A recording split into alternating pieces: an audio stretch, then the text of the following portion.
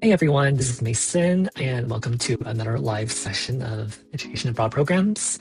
Just want to make a quick video regarding what I just posted on LinkedIn. I wrote about the differences between studying Chinese in Beijing and Chinese in Taipei over the summer.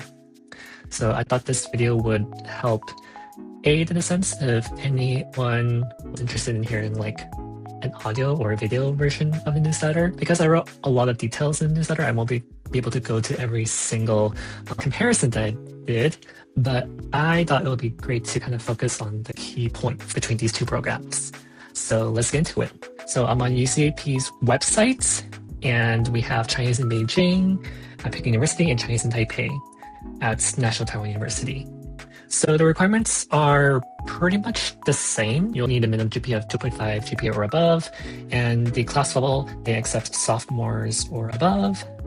And the only difference is that for the Chinese in Beijing, they only focus on Chinese language, and whereas the one in Chinese at National Taiwan University, we have one intensive Chinese language course and a course about Taiwan, which will be taught in English. And so let's just briefly go through the academics. So Chinese in Beijing, the two courses that you'll be taking are intensive Chinese reading and spoken Chinese for a total of 16 quarter, or equivalent to 10.5 semester units.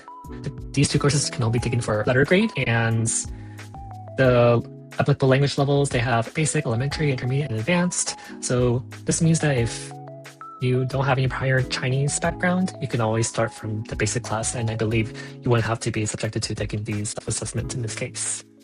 And the academic culture and exams, since it is a Chinese intensive language course, you'll be expected to attend all class sessions. If you do miss too much class, it will affect your overall grade, and you may fail if you miss too much. Class hours around 4 hours. For example, if the class starts from 8 a.m., it'll end around 12 p.m., but there is an hour, not an hour, but like a 10-minute break between each hour. And the one in Chinese in Taipei, for the academics, let's see. Yeah, you'll take, again, one Chinese language course and an Exploring Taiwan course, which will be taught in English. For this one, you can take a letter grade or a pass or no pass basis. And if you click on their syllabus, you can see that the overall structure and format is kind of similar to the Chinese in Beijing at Peking University, except that the capacity or the class size, you'll probably expect around 4 to 10 students, so possibly smaller than the one in Peking University. The class time hours is an hour shorter. It's only around 3 hours. And then in terms of the academic culture, the expectations are pretty similar. You will be required to attend classes Monday to Friday. If you miss too much classes, then it'll affect your grade. So yeah, that's it for the academics, and I'll talk about the other parts in a separate video. Hey everyone, this is Mason. Welcome back to a session of continuing the Chinese summer programs, and I'll be comparing the program in Peking University and the program at National Taiwan University. So continue on with the next detail or aspect we're going to cover is housing. So for the housing at Peking University, there is one option listed on the UCP's websites, which is the dorm option. Specifically, you'll be living at the international dorm called as the Zhongguan Xinyuan Global Village. It's very close from the main campus. As you can see, it's only a 10-minute walk to campus from the East Gate. So because I study at Peking University, I'm quite familiar. So from the East Gates, you exit out and then you cross the bridge. And then after you cross the bridge, you walk a little bit more, and then you'll see the international dorm inside there. The on-site facilities include a fitness center, garden, indoor pool, and karaoke area. They'll also have English-speaking staff and a 24-hour front desk. Even though it says that the rooms are smaller than typically you see dorms here, it's still quite spacious and quite reasonable. So you'll have a reasonable sized private bedroom, and the areas that you'll share with your housemates are the common areas and the bathroom. And there's also no meal plans. So for meals, you'll be able to just go on campus and eat your meals there for lunch, or you also have the options to explore restaurants nearby. And in terms of who you live with, because it is an international dorm, unfortunately, you rarely will you ever run into any local Chinese students. So you'll be randomly assigned and you'll live with either your fellow UC classmates or other international students studying at Peking University. They're either studying abroad or doing a full degree program at Peking. So yeah, so that's the housing for Peking University. For Taipei at National Taiwan University, there are two options listed here. We have the NTU arranged housing and then the self-arranged housing. So for NTU arranged housing, I believe that once you submit your application and get everything approved from there, you can request housing through NTU. The earlier you submit your application, the more likely you're able to secure housing through there. I believe it is on the first serve, first come based service, and the accommodations there, you will have to share their room with students. So shared bedroom, shared bathroom, and there's no meal plan, but that's not a big issue. You'll live with either international students or local Taiwanese students. So, which is good. There's like a 50% chance that, you could room with a local Taiwanese student and you could probably practice your Chinese with them. Unfortunately, the location is a little bit further from the campus, not too far, but it could be like a 35-minute walk to the campus from the dorms, or you can expect to commute there by public transportation, which will take around 20 minutes. So overall, not too bad, but compared to the 10-minute walk commute at Peking University, that could make a difference depending on how you see that. And for the self-arranged housing, they do provide this link for NTU's off-campus accommodation, so you have to do your own research through there and choose which one suits you the best. And depending on which one you choose, you'll either get your own or a shared bedroom. Same thing for the bathroom. If you get your own room, you'll most likely have your own bathroom. On campus, no meal plan. You'll either live with international or local students, depending on the accommodation choice you choose. And the commute, again, depends on which accommodation you choose. Location does vary, but you can expect to take a 20 to 45-minute max public transportation from your accommodation, which can be a little bit less convenient compared to the NTU arranged housing. In terms of public transportation costs, it's quite relatively cheap. One way would cost around $1, so at least the public transportation cost is cheap and affordable. That's it for the housing. I'll cover the next aspects in the next video. Thank you so much.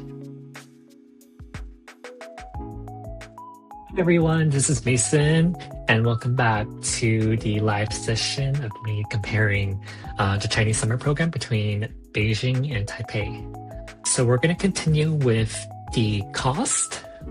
So first of all, we will start with the Chinese and Beijing program at Peking University. So before I get into the total costs, I do want to give a heads up that which UC campus you're studying at and whether you are a California resident, because tuitions at UCs vary. If you are a California in-state student, then the tuition, that would be like the cheapest tuition. If you're out-of-state student, so if you're a non-California resident, then the tuition would be higher.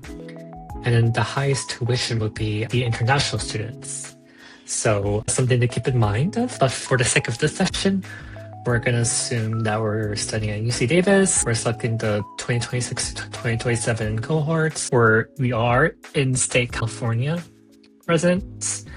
And we're not a graduate student. We're still doing our undergraduate, and the package is the summer package. And in terms of the cost difference, if you choose like another school, I did do a quick search, and it seems like the cost difference is not too far off. There is, I would say, maybe a couple hundred. Tuitions between different UCs does vary, so somehow it does impact the UCEAP cost for these programs. We have our estimates of the UC tuition, UCEAP fees, campus fees, In addition, we do have the calculation of the housing, meals, incidentals, transportation, books, pre-departure expenses, which include visa, health clearance, passports, and others, as well as the airfare round trip. So keep in mind, all of these will be other, personal expenses. These are just estimates though. So for example, the airfare, that is not included in the package, and you'll have to purchase your own airfare round trip. Okay, so for this one, the total program cost of attendance would be around $11,665 US. And I think between the different UCs, I would say you can kind of keep it around like a $300 to $400 US difference. So I would say the average cost for this one between all the UCs would be around 11,000, maybe 300, and then we're going to max it at 12,000, just in case there are other UCs that have higher expensive tuitions than UC Davis. You also do want to give yourself a slight buffer in terms of the total cost. That buffer will be kind of towards your personal cost, because a lot of students may want to do more traveling, may have other expenses they want to spend during their time abroad. It could be shopping, whatever. So I won't calculate that buffer here, but that's just something for you to take note of. So yeah, this will be the total cost for the program in Beijing. Let's look at the one for the Chinese and Taipei program at NTU. So same filter, UC Davis 2026-2027, we're in-state students, undergraduates. Notice that the number is slightly more expensive than the Beijing program. It's around, I would say, a $400 difference. And the main reason is housing. And I would say UCEAP fees as well. Yes, UCEAP and housing are the main reason why the program in Taiwan is a bit more expensive. There are certain parts where it's slightly cheaper, like for example, first the UC tuition for the Taiwan program is cheaper than the program in Beijing. So yeah, so for this one, you can kind of keep it around like 12,000 to like 12,500 just in case, and then you could also consider adding another buffer to your total estimated program cost. Okay, so from these two, it does seem like the Chinese summer program in Beijing is more affordable than the one in Taiwan. Although the difference is not too big, some other factors you want to keep in mind of are scholarships and your financial aid package for the summer. I've never done a study abroad during the summer program, and personally, I feel like my financial aid package during the summer wasn't that big. So do expect yourself to potentially pay extra when you do a study abroad during the summer. Everyone's financial aid package is different, so definitely consult with your advisor and financial aid advisor to see what that whole picture would look like. You do have options to, have loans, and then also, I mentioned earlier, scholarships do help a lot. I do recommend looking into scholarships for studying abroad and seeing what options you have. UCEAP does have their UCEAP Global Scholarship, so that's something you can check out on their website and see if that's a viable option. Other than that, you also have options like the Benjamin Gilman Scholarship, Foreign, and many other resources. So for scholarship resources, you can look into what I just mentioned. And also when you consult with your state abroad advisor, you're also free to ask them for full details of these scholarship resources. And I believe those will be very, very helpful when you are applying for these programs. So yeah, that is it. I hope you enjoyed this session and found it useful. If you have any questions, please let me know, and I'll see you in the next video. Thank you. Bye-bye.